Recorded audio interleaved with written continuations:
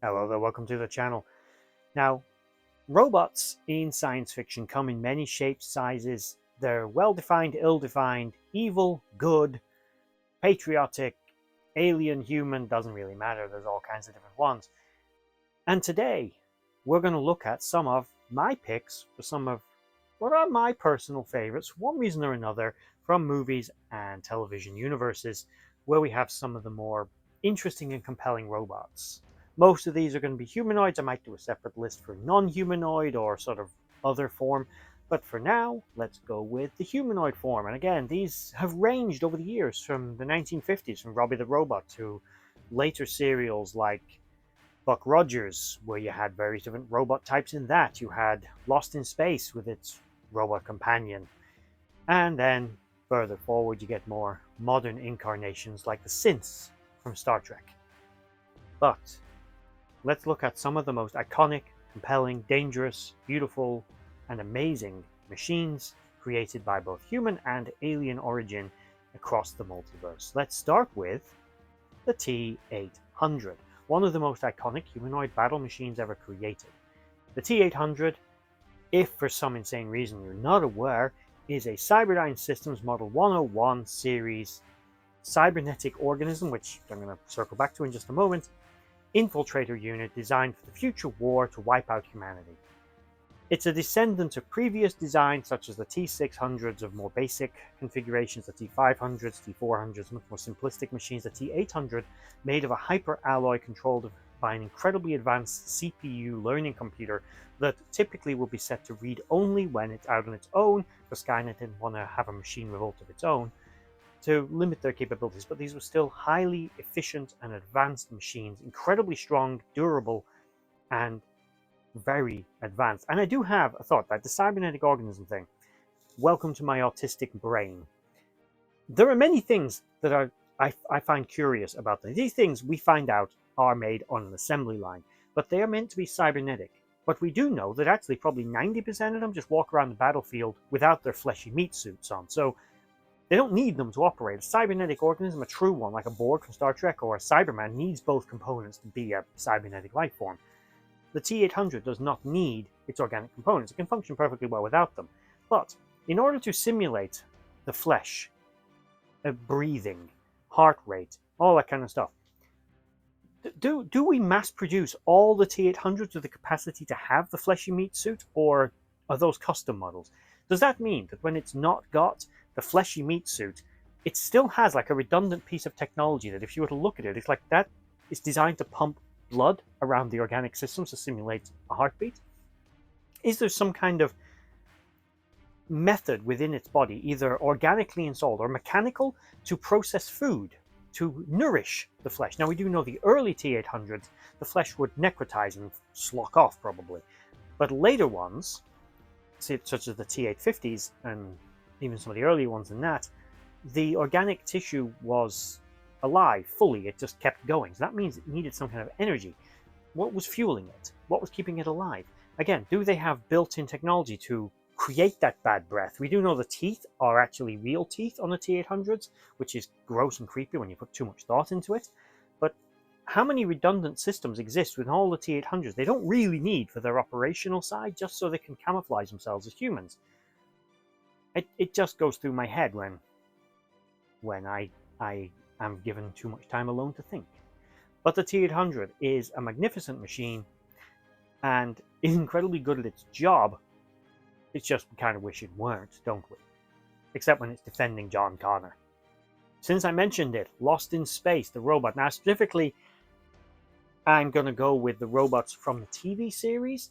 An incredibly good series. 3 seasons, unfortunately cancelled, of Lost in Space. The robots in this were very creepy looking, in my opinion. Initially, one of them is just found on a planet.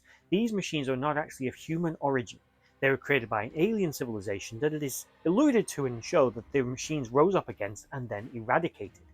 The other robots actually tried to destroy the humans, the Robinson family and others, but one of the robots, suffering from amnesia a little bit, actually befriends Will Robinson and ultimately defends the humans against the other robots. But the actual creature design, for lack of a better term, with these machines, despite the fact that they're pretty much, a lot of the time, they're CGI, they look fantastic. Now, of course, there were earlier versions, such as in the '60s show, and in my opinion, quite underrated, if not a bit too heavily used of CGI, late '90s. Very, very bad CGI, late '90s CGI. Lost in Space movie starring Matt LeBlanc and, of course, the late William Hurt, and the amazing, always amazing Gary Oldman. The Rambler Crane series robot in that is brilliant, but I do actually prefer these sort of more enigmatic machines from the TV show, because you see more of them. You don't learn too much about them, but you learn something about them. They're actually built for war rather than maintenance, but they're incredibly cool looking and very Cylon in their nature, in that they rose up against their creators and destroyed them. On to the next one, the Cylons from the Battlestar Galactica franchise. I'm not going to narrow this down to any one specific model, because quite frankly, all the Cylons are robots, so they're all the same race, they just look different. You've got the original U-87, and then the various different types of Centurion, as well as non-combat model Cylons that were produced by the colonies. Later, you would get the so-called bullet head designed Centurions, as well as the organic Cylons, which varied from cybernetic forms, which were early ones, to the hybrids, which are again a bit more of a cyborg, to the later fully synthetic replicant Cylons that are designed to look human.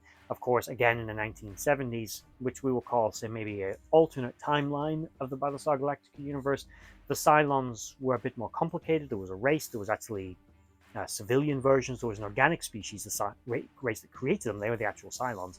And then you had all the robots, which were sentient. They could be befriended and worked with, which did happen in an episode, very interestingly.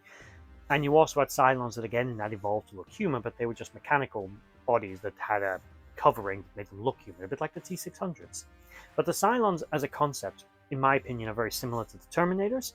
They could easily fit into the same universe. The idea of a race of machines rising up against the human creators for one reason or another, for self-preservation, and attempting to exterminate them, is similar as a concept. But the actual Cylons themselves, very cool machines. I particularly like the bullet head version, which was used in the 2004 Battlestar Galactica Reimagined series. Those types of Centurions did have initially certain limitations. They had inhibitors that limited their higher brain functions that could be removed, giving them full cognitive awareness, which did eventually happen, and they went off their own merry way, which I've done a video on. Hopefully I'll remember to link it. Those Centurions, very cool looking, with retractable, sort of reversible blade fingers, as well as built-in machine cannons in each arm, heavy armor plating, and very intelligent, durable machines. Very cool, love them. The Enforcement Droid 209, specifically the one from the original franchise, I do actually like, as one of the few things I liked from the remake, actually, are the Ed 209s. I thought they were cool looking.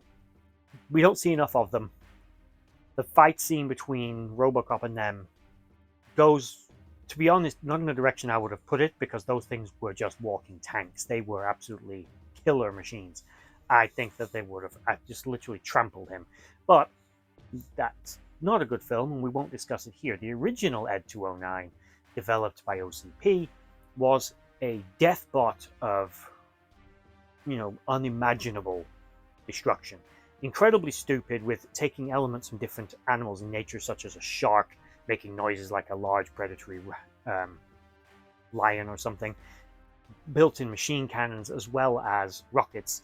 This was meant to be a police unit, for God's sake. Ed 209, though, as a walk-in chicken bot, was still pretty cool. It was like a robot T-Rex with the face, sort of vague face of a shark, roaring like a bear and unleashing volleys of death from each side. I can't imagine how this thing was meant to actually police Delta City, because it couldn't arrest anyone, it couldn't walk up a flight of stairs, and it fell down manholes and stuff. The thing's spatial awareness was poor.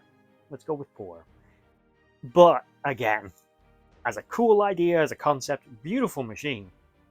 Utterly mad, very OCP, very much thinking bigger equals better. This thing is flashy and it's big. The real obvious objective was not to support this thing with the police, it was the military contract they wanted, and it was more of a showpiece, but all the same, very cool. The ABC Warrior from Judge Dredd, again, not a terribly great movie, but the ABC Warrior. This, of course, does exist in the 2000 AD comics series universe, which we're not covering, but we are going to cover the ABC Warrior as controlled by Amanda Sante's character in that movie. It's a very cool machine, built-in machine cannons in its knuckles, incredibly large, heavy-duty machine, built for war, used as a bodyguard in that movie. Kind of always reminded me of like a Terminator on steroids, but still, very cool design. About, again, the only thing out of that film I actually like. The War Beast from Death Machine. This was a high-speed killing machine, capable of bursting through walls, and it tracked you based on how afraid of it you were. It had no projectile weaponry, but had sharp claws and teeth and would basically shred you. And again, the more scared of it you were, the easier it was able to locate you and track you down and literally rip you to pieces. Monstrous machine created by Brad Dourif's character in that movie. Again, fantastic, pretty much bulletproof, virtually indestructible, and was never technically destroyed.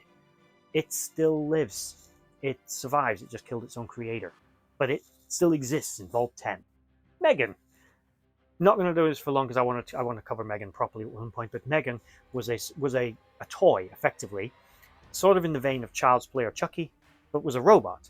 Kind of went insane, did go insane, wanted to protect the little girl, be her best friend, but Megan was insane and started killing people, ripping their ears off and throwing them in front of cars and stuff. Kinda nuts, killed the neighbor, killed the dog. Come on.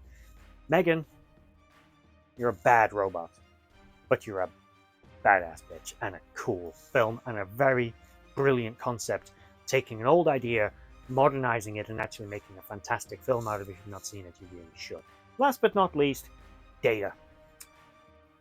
Just Data from Star Trek. Need I say more? Huge Trekkie, Data's fantastic. As far as a sort of fully self-aware, sentient robot goes, he's up there with the greatest. Data's beautiful. Data, always be great. Not really going to cover him much because I'm actually planning to do a full video breakdown on him. But of course, Data is one of the few examples of an actual android in Star Trek. There aren't really many other than things like the Prelor and the Kravik, which I've, again, done a video on at some point. I'll try and remember to link. With all that said, that's my list. Any that I've missed, and I know there's many, mention them in the comment section down below. Tell me which out of this list was your favorite. Tell me one that should have been on this list. Tell me anything you want about robots from science fiction. And that's it. If you made it over to the video, I do hope you enjoyed it. Please like, share, and subscribe, and bye-bye.